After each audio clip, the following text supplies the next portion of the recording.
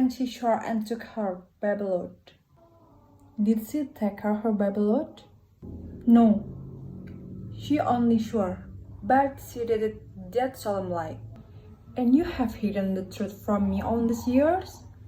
Hidden it from me, who have trusted you without reserve in everything. Well, I can't deny it. Have I deserved this of you, Engstrand? Have I not always been ready to help you in word and deed? So far as it lay in my power, answer me, have I not? It would have been a prologue out for me many times, but from the Reverend Mr. Manders. And this is how you reward me. You cast me into falsehood in the cross register, and you withhold from me, year after year, the explanation you ought elect to me and the truth. Your conduct has been wholly inexcusable, and from this time forward I have done with you. Yes, I suppose there's no help for it. How can you possibly justify yourself? Who could ever have took she would have gone and made bad worse by talking about it. Will you reforms just fancy yourself in the same trouble as poor Johanna? Lord bless you, I don't mean just exactly the same. But I mean, if your reference had anything to be ashamed of in the eyes of the world, as the saying goes, women folk often to judge a pure woman too hardly.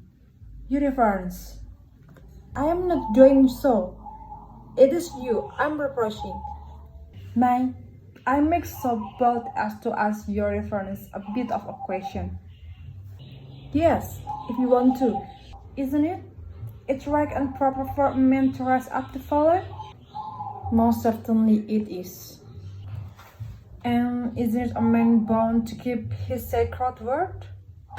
Why, of course, he is, but... When Johanna had got into trouble through that Englishman, or it might have been an American or a Russian, as they call them, well, you see, she came down into the town.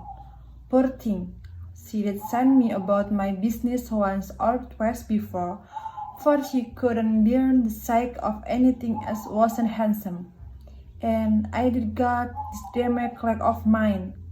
Your reference recollect how I ventured up into a dancing salon, where shivering men was carrying on with drink and delivery, as the saying goes. And then, when I was for giving them a bit of an admonition to lead a new life. I know all about that, Engstrand. The reference through your down style. You have told me of the affair already.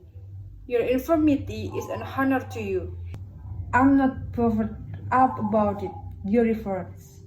But what I want to say was that when she came and confessed all to me, with weeping and gnashing of teeth, I can tell your reference I was scared at heart to hear it.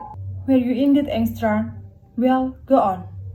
So I says to her, the American has sailed about on the Bundle Sea, and as for you, Johanna, says I, you have committed a grievous sin, and you are a fallen creature. But Jacob Engstrand, says I, he is cut to God, legs to stand upon. He has, you see, your reference, I was speaking figurative like. I understand quite well. Go on. Well, that was how I raised her up and made a honest woman of her. So, as folks shouldn't get to know how I see it, gone astray with foreigners. In all that you acted very well.